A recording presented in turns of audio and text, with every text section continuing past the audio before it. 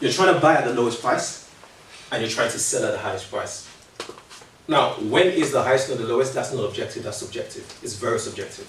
There is never a 100% agreement as when the highest or the lowest price is in the market. Never.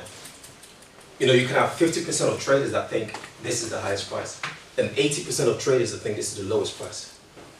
In that scenario, what's going to happen? No. So if the majority of traders think that a price is very low, what are they going to do? They'll buy. Well, if the minority think a price is high, what are they going to do? They're going to sell. So what is going to be the direction of the market movements? No. What's going to be the direction of the market movement? It's going to go up. Because who are the winners? The buyers. They keep buying and buying and buying and buying. And what happens when you buy in economics? It goes up. Price goes up. What happens to the sellers? What happens to the sellers? Oh, they're selling, but they're not making money. Oh, yeah. Because, you know, they're in the wrong. The open in the market is to be on the side of the majority most of the time, but that's hard to know. So it's all about, if you're in the majority, if you're on the buying side, and you're buying, the price is going up, because when you buy something, the value goes up. And when you're shorting, when you're selling something, the price goes down. Basic economics, right? Yeah. So in a scenario where, for example, 80% of traders are trying to short a currency pair, and 20% are trying to, you know, go long on that currency pair, so to buy it, what's going to happen? Price goes down. Okay.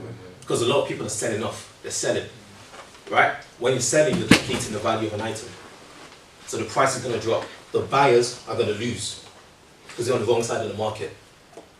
So trading is all about trying to be at the right side of the market at the right time. And a lot of the time you wouldn't be. Well, the whole point of technical analysis is to put us on that time, let's say 80%, 70%, 60% of the time. Yeah? Cool. Now, let's get back to this. So, there are other words that goes with buy. So, for example, some traders say go long. You've probably heard this before. So, when someone says go long on something, it means you're buying it. You're going long on it. And then when someone says to short something, it means you're selling it.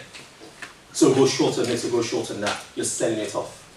Does that make sense? Now, there's another terminology you should also be aware of, which is bulls and bears. A bullish market is a market where the price is being pushed in the upward direction.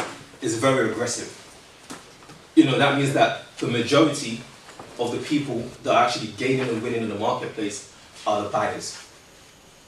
A bearish market is a market that is aggressive in a downward direction.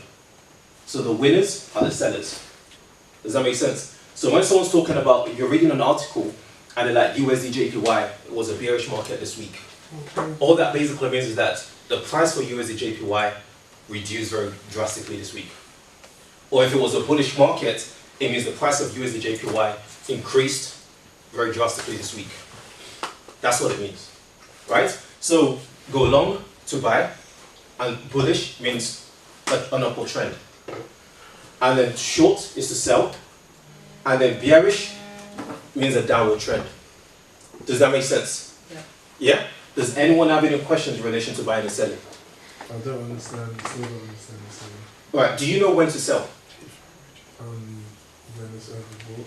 When it's so when the price is at the lowest point, right? No, when the price is at a higher point. So when you feel the price is at a higher point and you feel the price is going to go down, and you feel that the market is going to be bearish, that's when you sell. Yeah. That's what you need to understand. Okay. Don't worry about the concept of it. Like I said, the concept is to do with contracts, right? Don't worry about the concept. Just understand when to sell. So the perfect moment to sell is if that's a trend, and that's the top of the trend, or you feel it's the top of the trend, and the price will turn around, that's when you sell. And then when the price turns around, you make a profit. Do you understand that part?